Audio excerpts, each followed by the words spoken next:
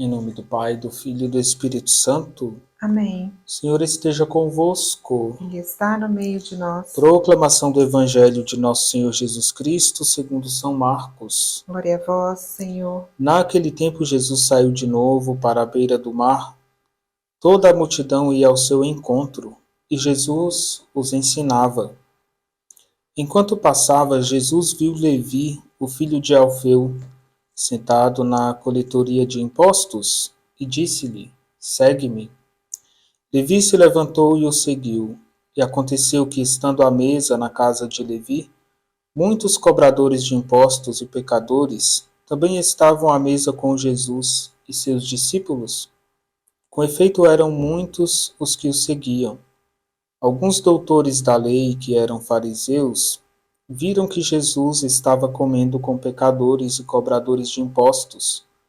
Então eles perguntaram aos discípulos: Por que ele come com os cobradores de impostos e pecadores?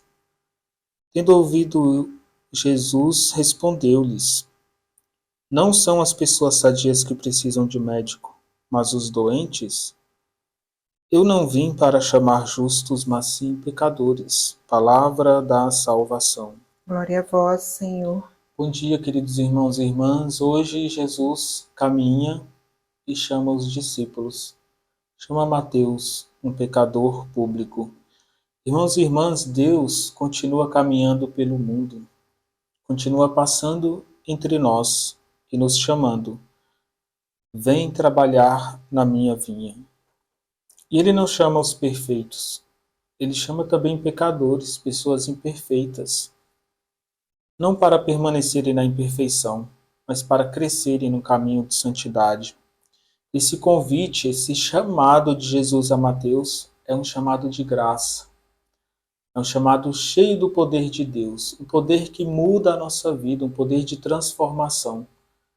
E Mateus vive uma conversão a partir deste encontro, desse chamado de Cristo. A vocação é uma iniciativa de Deus, um chamado de Deus para uma missão, para uma ação específica, porém é uma resposta livre do coração de cada pessoa. Na igreja nós temos a vocação dos fiéis, a vocação ao matrimônio, temos a vocação sacerdotal, a vocação à vida religiosa, e cada vocação vai estar a serviço de outra vocação. O sacerdote se consagra ao altar de Cristo, à igreja, para servir aqueles que têm vocação ao matrimônio. Muitas vezes, aqueles que têm essa vocação a ser família vão também servir na casa de Deus. Uma vocação pode ajudar a outra no caminho de santidade. Irmãos e irmãs, nós vimos que Jesus ele tem um desejo de unir os discípulos.